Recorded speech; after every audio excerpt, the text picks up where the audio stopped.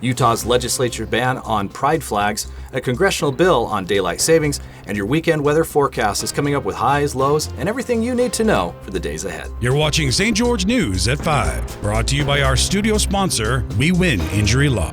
Good afternoon, I'm Ryan Forsey. The Utah legislature has passed HB 77, a bill that would ban most flags, including LGBTQ+ pride flags, from public schools and government buildings, aiming to enforce political neutrality. The bill passed the Senate 21-8 and the House 53-20, with 2 Republican senators joining Democrats in opposition. Supporters argue the law ensures neutrality in public spaces, while critics warn it could face legal challenges and make some Utahns feel unwelcome. The bill now awaits Governor Spencer Cox's decision on whether to sign. Congresswoman Celeste Malloy has reintroduced the Daylight Act, a bill that would allow states like Utah to adopt daylight savings time year-round, eliminating the need to change clocks twice a year. For more on the push to make daylight savings time permanent, we'll go to Maury Kessler. The spring forward to daylight saving time begins this Sunday and runs until November 2nd. All the while, debates about eliminating the biannual clock change continue. Congresswoman Celeste Malloy announced Thursday that she has reintroduced the Daylight Act, aiming to let Utah and other states observe daylight saving time year-round, a proposal similar to past efforts by other federal lawmakers.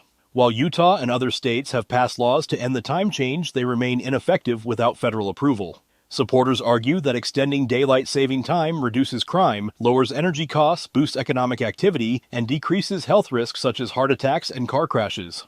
However, opponents highlight circadian rhythm disruptions, which negatively impact sleep, workplace safety, and overall well-being. On the state level, Southern Utah Representative Joseph Ellison introduced a bill in the legislature this year that would have made the observance of standard time permanent.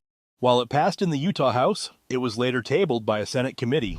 Thanks, Maury. Let's take a look at your weekend weather forecast, brought to you by Casablanca Resort and Casino. In St. George, it's mostly cloudy and 56 degrees.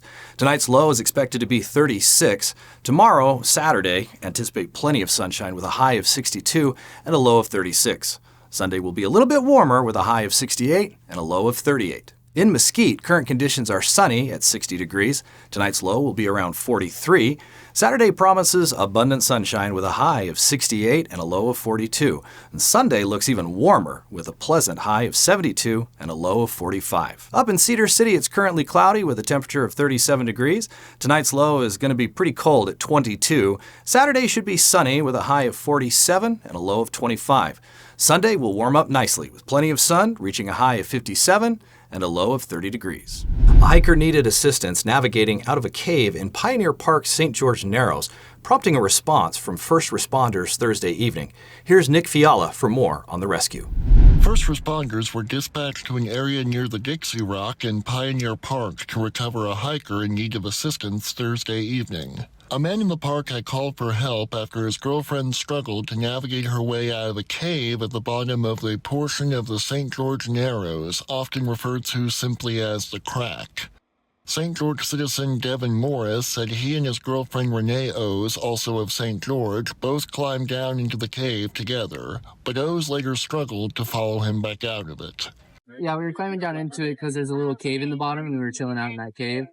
And then when it came time for us to go back up, we just couldn't get back up a little. We were able to squeeze down just fine through the top, and then when it came to coming back up, we weren't able to make it back up thoroughly all the way. I myself tried to help her out for about 30-45 minutes before we called for help, and then probably for about another 10 minutes, 20 minutes for the help to get here and get back up there. I'm able to get up, so I was up there and I called for help, and then I came down here and waited for the ambulance and fire truck. St. George Fire Department Battalion Chief Rick Nelson said the department was prepared to help O's when she struggled to stay calm in the cave.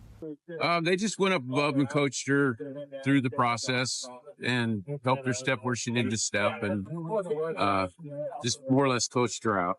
Yeah, just you can get a little bit of anxiety up in there, and it's really tight, it really is. And after you have somebody there to coach you out, it makes it a little easier. So no problems up in there, and everything was good. We train on doing this kind of stuff all the time, and just for this reason, sometimes they're more complex and sometimes they're just simple. Coaching helps. Despite getting caught between a rock and a hard place, the couple came through the ordeal unscathed. Thanks, Nick. The St. George City Council has approved funding for a 2-lane bike track along 700 East, reducing street-side parking while improving pedestrian and cyclist access near Utah Tech University. We'll go back to Maury Kessler for more on the changes coming to University Avenue. The St. George City Council recently approved funding for a new 2-lane bike track along the east side of 700 East, also designated as University Avenue, from 600 South to St. George Boulevard, connecting to the Temple Springs Trail.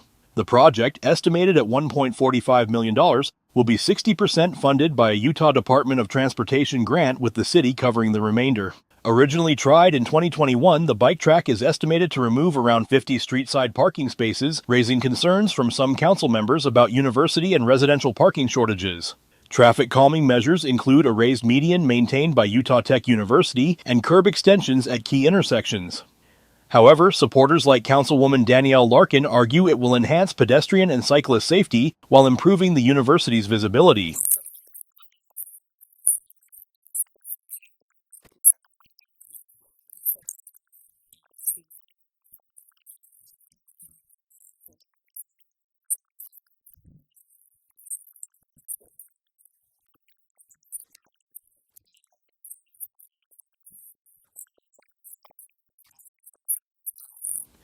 The goal is to complete the project by June 30th before the school year begins. Thank you for watching St. George News at 5. To learn more about our studio sponsor, We Win Injury Law, go to wewininjurylaw.com. I'm Ryan Forsey with St. George News, your #1 source for local news. This has been St. George News at 5, brought to you by We Win Injury Law.